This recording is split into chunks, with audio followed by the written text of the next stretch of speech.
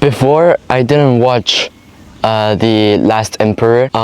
Since I watched The Last Emperor, I like the idea of that movie changed my perspective of how that movie really was. So initially, I didn't know what kind of movie was that because I didn't watch it. By understanding the title, The Last Emperor, I presumed that it was a movie about the Chinese last emperor, but further details I don't know. So after watching it, it was actually a very shocking movie and very brilliant.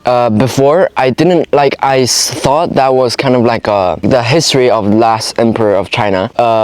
I thought it was gonna explain it very historically, like very I thought the movie is gonna explain the history very abstract, but after watching the movie, I realized that it is a representation of brutal, absurd, and realistic, and very corresponding to the very related to the real history, and I love that movie. So what the movie actually talks about is it tells the story from 1950 more or less, and then that is the moment, because that's the beginning of the movie, is 1950 something. So that is the moment where the last emperor Pu Yi has been arrested, and then the movie comes back to the actual storyline, which is from 1916 more or less. This year was the last emperor, actually became the last emperor. Actually, Pu Yi was a relative from the emperor family, so he's a relative, and the royal, like the actual emperor that before Pu Yi was Cixi's son. At that time, like all over history in China, only men can be the emperor. So Cixi, as she's a female, she wanted power, but she is not the actual emperor.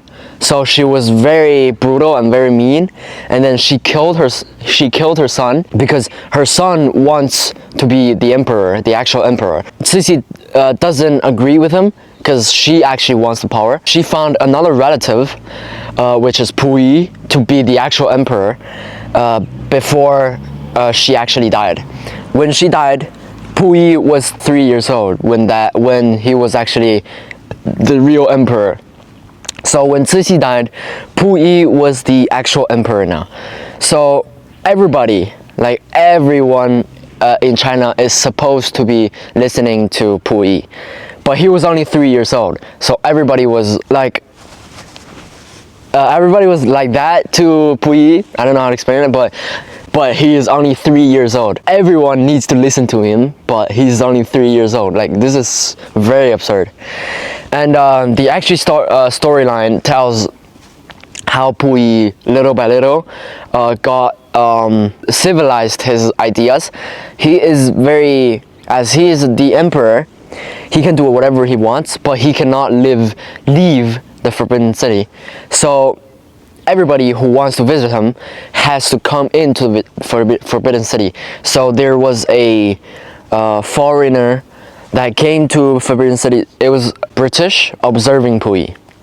He decided to go to Britain, but in the end he didn't, because he still wanted the power. Because if he went to Britain, he actually lost his power. He made the decision of staying in the Forbidden City as an emperor, 1920 or 1930. The China's Republic has actually rised, so they were republicating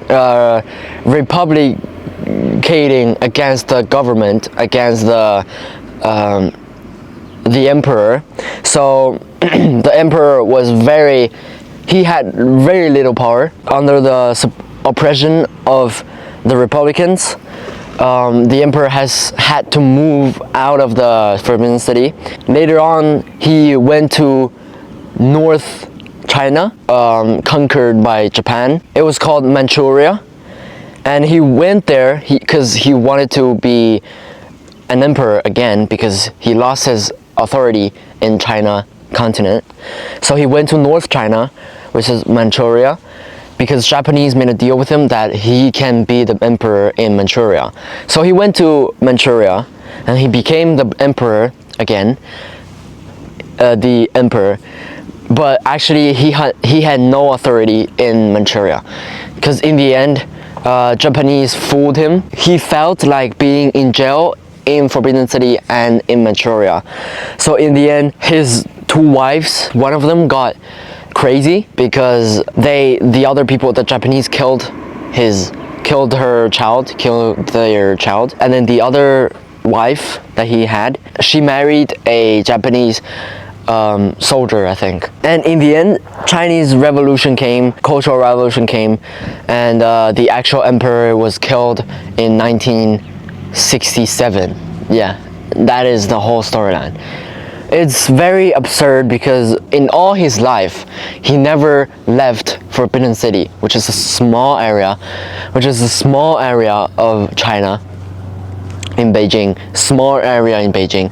He never left that place, but after he left that place, he didn't have no authority. In all his life, he has been jailed. The fact that he was an emperor, but he had no authority at all. He couldn't manage anything.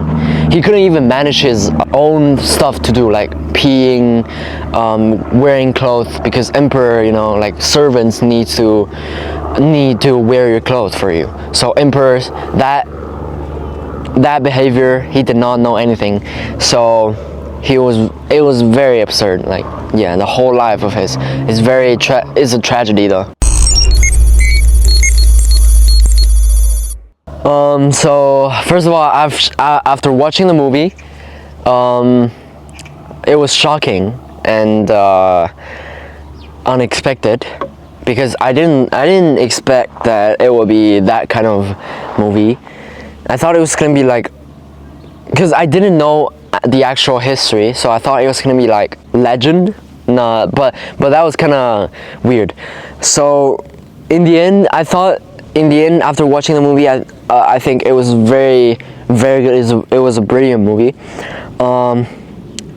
I think I can give like a 8.9 or 9.1 around that.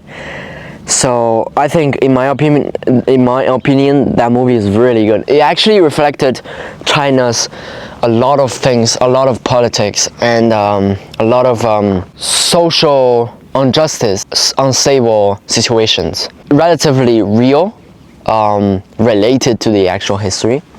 So I will say this movie is a very shocking movie, and the good thing is that it uses two different storylines to tell the whole story, like the whole person, like how he wants to become the emperor and how he wants to regain his power and how he actually didn't get his power.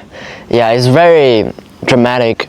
Some improvement, like, well, in my opinion, I think if it explains more about the relationship between the royal families, and it explains more about the Chinese Revolution, like how he died, that would be more shocking even, because it's not savage, because there's no killing, like direct representation of killing or suffering from Chinese Cultural Revolution.